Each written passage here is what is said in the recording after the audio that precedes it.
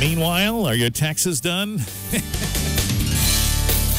Do you know if you are approached by someone from the IRS or seemingly someone from the IRS, are they legit? There are plenty of scams out there, and Luis Garcia is back from the IRS to talk to us about that. We've talked before, but boy, this stuff keeps going on, doesn't it, Luis? It doesn't stop, and it doesn't stop because they're fruitful. Some of these guys are actually getting money out of people, so it's important to spread the word. What is the most popular one right now? The one that's hitting really hard throughout Battle Creek, Kalamazoo area is the phone scam. And if people have heard about it, it's been going on now pretty heavily throughout the country for about 2.5 years. But they're making money, so they keep at it. They're changing the way that they're approaching taxpayers. They're changing their techniques as they go along. Right. But it's still the same basic scam of somebody calling you on the phone, pretending that they're the IRS, and then demanding that you pay up right away. So are they able, with people who, we have fewer and fewer landlines these days, are they getting a hold of cell phone numbers? I mean, how can they manage to be successful on the basis of a phone line? Well, these guys are really sophisticated. They're using a variety of different databases that they've either purchased or have gained access to surreptitiously, and they're able to zero in on whether it's a phone, a landline phone. Sometimes you may occasionally get a call where nobody answers. Right. Most of those calls are from companies or from scam artists that they're trying to figure out if this is a phone number that a human being answers. And so what the software does, it doesn't respond to you. But what the software does is it will call, a random series of numbers. And when somebody answers, it'll check off and say, yes, a human being answers this phone. Then they'll sell that list to pretty much anybody. So these scam artists will actually buy these lists, and they'll get they'll cross-reference them with other databases that they have, and then start attacking you with, this is the IRS, you've got to pay up, got to pay right now, you're going to get arrested, or whatever other threats that they throw at you. So a lot of people think, well, I put myself on the do not call list. Right. I put myself, and this is a cell phone. You're not supposed to call it. But remember, this isn't a legitimate company. This isn't the real IRS. These are scam artists. Will the IRS ever call you? We will.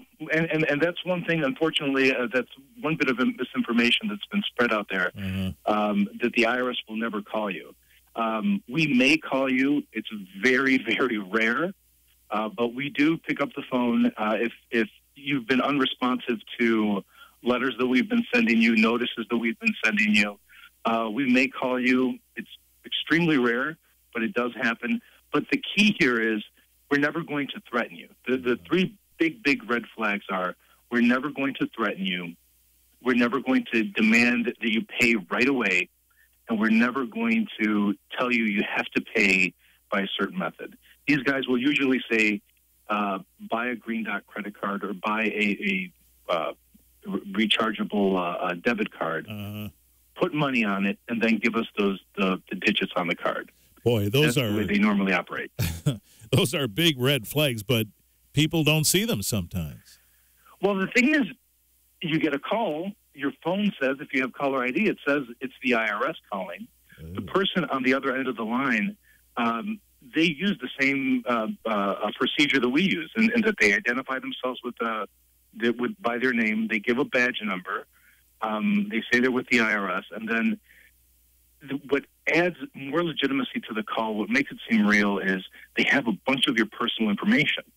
So people think, this guy has my Social Security number. This guy knows my husband's Social Security number. They know how many children I have. They know where I work. So it has to be the IRS.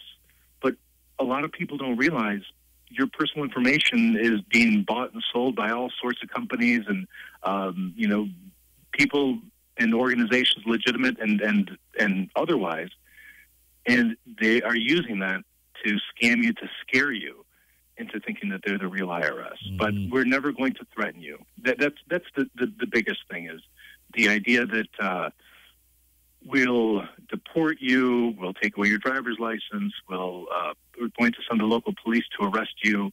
And even though it's really scary when you get the call, and that's what they're counting on, to really shock you and stopping your brain from thinking. Just think of it this way. If it was really a law enforcement agency calling you, they're never, ever going to tell you that they're going to arrest you. They just arrest you. They just show up, yeah. Right. It's law enforcement 101. You don't tell somebody that they're going to get arrested.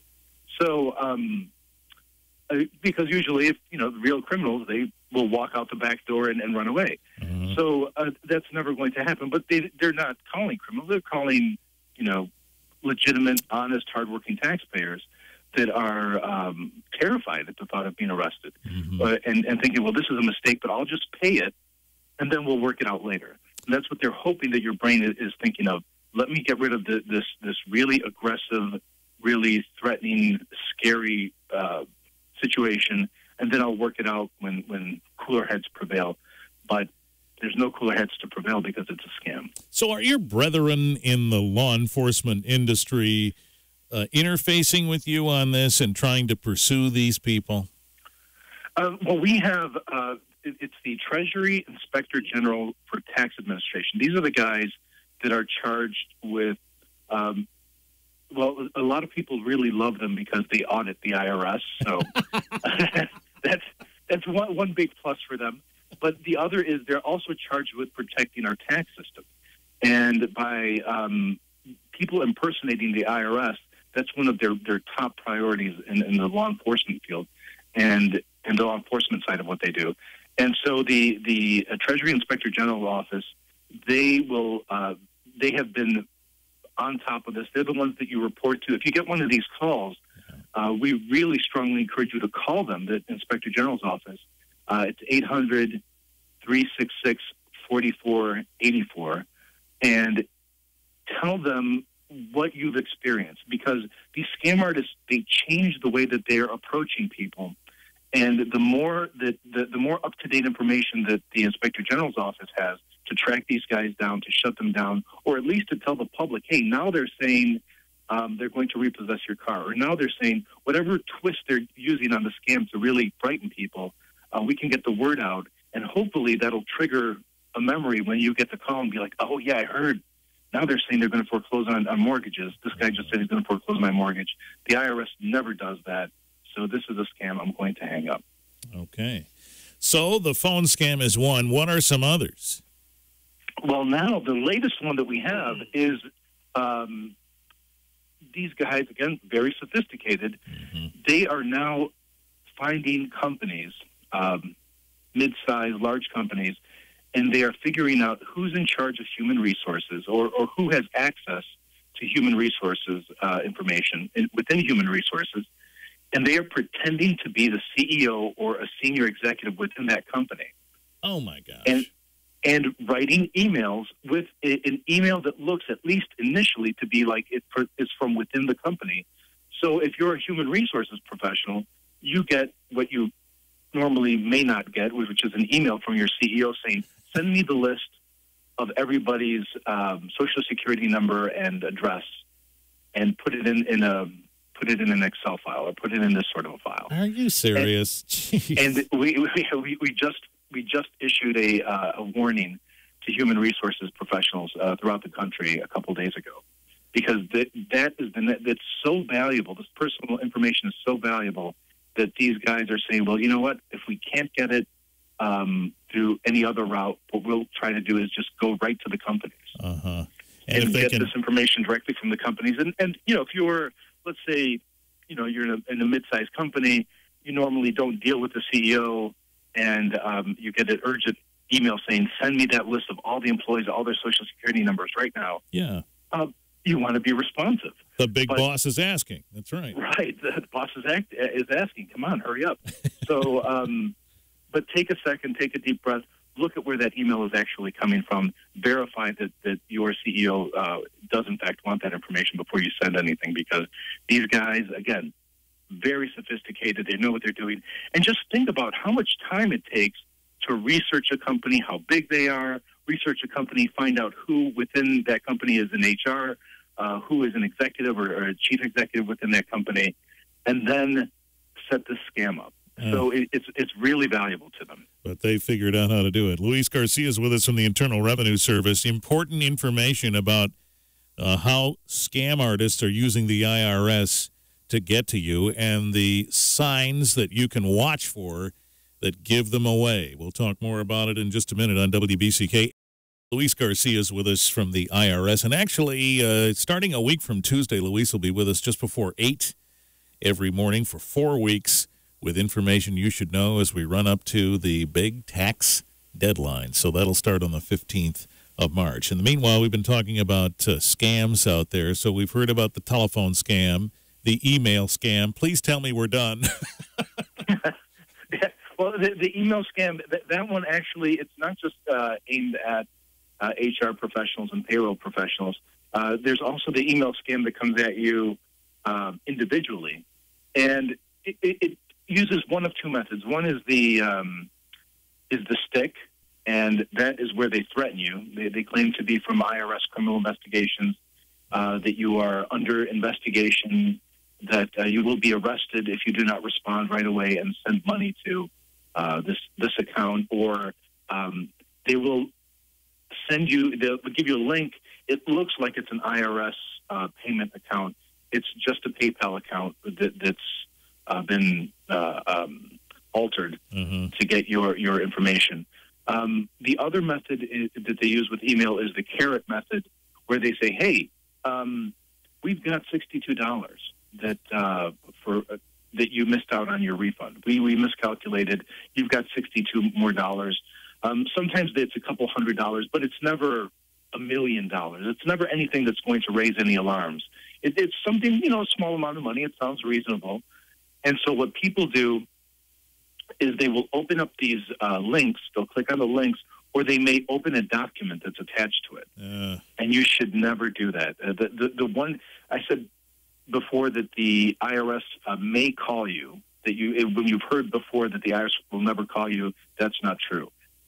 We may call you, but the one thing we will never do is send you an unsolicited email. And we're certainly not going to send you an email with your personal information. So when you get an email that looks to be from the IRS, it's absolutely not an email from the IRS. So what these people are trying to do is either load malware with these attachments and infect your computer, or they're trying to get your personal information. So you click on the link and say, all right, well, I want my $200. Right. And the website that they send you to is identical to the IRS website. But if you look at the very top, it doesn't say irs.gov. It says something totally different. They're operating on offshore servers. And what will happen is it'll start innocent enough. Hey, we have your money, and this is we're going to send it right to you. We'll deposit it in your account. But it starts to ask you personal information that the IRS would never ask you. All right. Your PIN numbers, your mother's maiden name, all these really personal pieces of information that only you know.